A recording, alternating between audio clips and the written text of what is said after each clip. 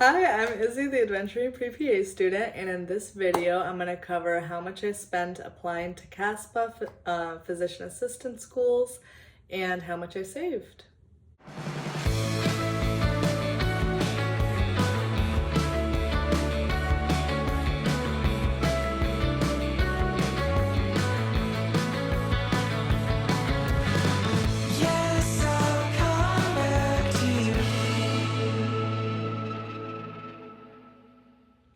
Hello, welcome back to my channel. Thank you for being here. Hopefully this video is helpful to anyone planning to apply to physician assistant schools. To give you a little bit of an idea, I applied to 10 programs in Florida, North Carolina, Tennessee, Arizona, and Wisconsin. And this is a cost breakdown of how much I spent with the whole process. So, first, I spent $916 roughly, and this will kind of go through what I spent on each of them. So I spent $488 submitting to 8 programs in CASPA. So even though I applied to 10, my first 2 programs, the cost was actually covered by the CASPA fee waiver that I applied to. I will go into that in the savings portion of this video. And then I'll also make a separate video about how I applied for the CASPA fee waiver. But each program after the first one costs $61 to apply to, so 61 times 8, $488. So that was a lot. I also spent $220 registering for the GRE. I only took it once. I was happy with my score the first time, so I definitely recommend studying well for that. I'll go into my study tips shortly. I spent $175 sending the GRE score to 5 schools. Not every school requires it. And then I spent $23 on a GRE prep book. It's the only thing I paid for to study for the GRE. I'll include a picture of it here. I got it on Amazon. It came the next day and I would just bookmark it. It also had an online companion, like a website you could log into, and there was a bunch of practice problems on there. So I actually mostly ended up using the online resource that came with the book. Highly recommend. It's the only thing I used to study besides the Magoosh flashcards, which I will also put a picture of here. That was a free app, and I would just be in the car doing my vocabulary words, or while I was watching TV, kind of have that on in the commercials. So highly recommend both of those resources.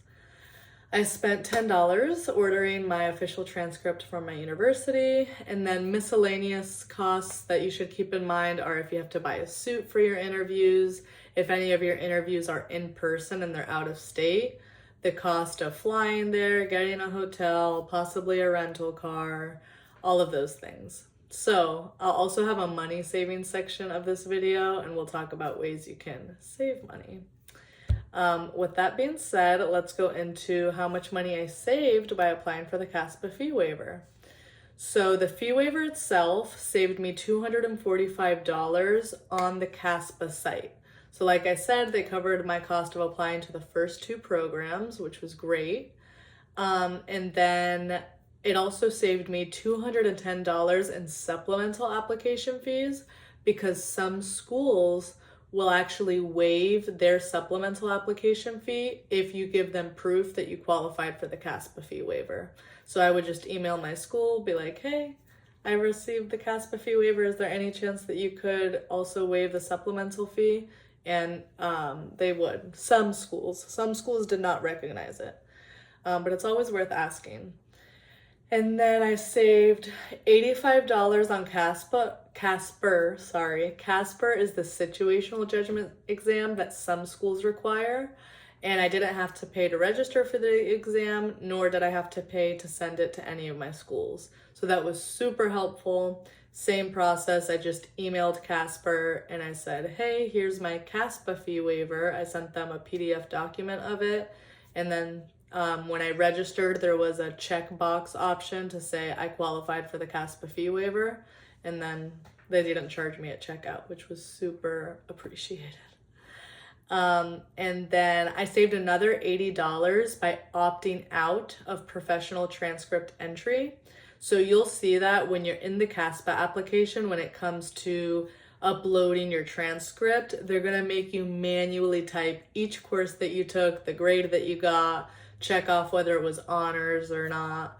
And so it's tedious. It probably took me like 2 hours, but I manually entered that by hand.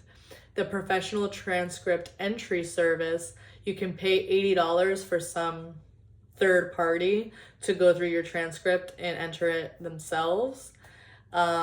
It's really just to save you time, I guess, but to me, money is more valuable than time at this point in my life. I was in my gap year. I had already graduated, so I had the time. So I recommend saving the $80 and just doing it yourself. And then, yeah, miscellaneous things that I did to save money was using free resources online instead of paying hundreds of dollars to have someone review my personal statement, mock interview me. I just took advantage of free resources. I met with my pre-health counselor at my university. I asked my friends and family to mock interview me. So, you know, you gotta do that when you can.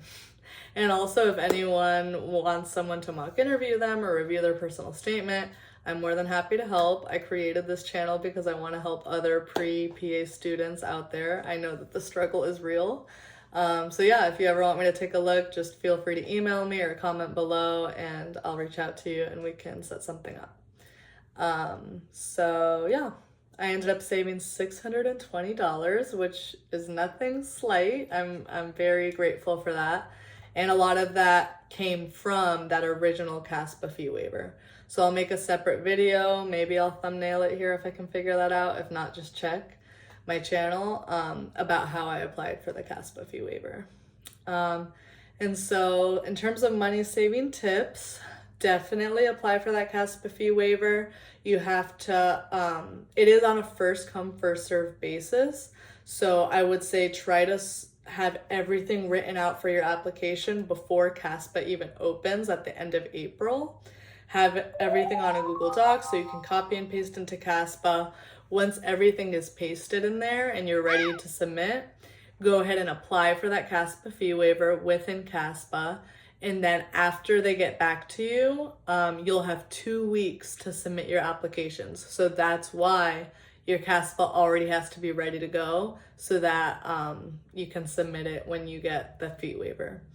And then in terms of eligibility info, you have to fall within a certain low income amount that's published on their website. And so we'll go into more detail on that in another video. If you're really committed to saving money, there's certain things you can do with the programs you apply to. So apply to programs that you wouldn't have to fly out to interview for because that's very expensive. Apply to programs that maybe don't require you to send your GRE or CASPA scores. That could save you money. You should also email all of your programs and ask if there's a supplemental application fee waiver. There's no harm in asking. And then you could also make sure you're applying to schools with virtual interviews, even if they are out of state. If they're virtual, that still doesn't cost you much. So those are little things to keep in mind when it comes to which schools you're applying to. But yeah, that's how much I spent. I hope that was helpful or informative. Feel free to reach out if you have any questions, and good luck to everyone out there applying to PA school. I'm excited for you and you're gonna do great. Bye.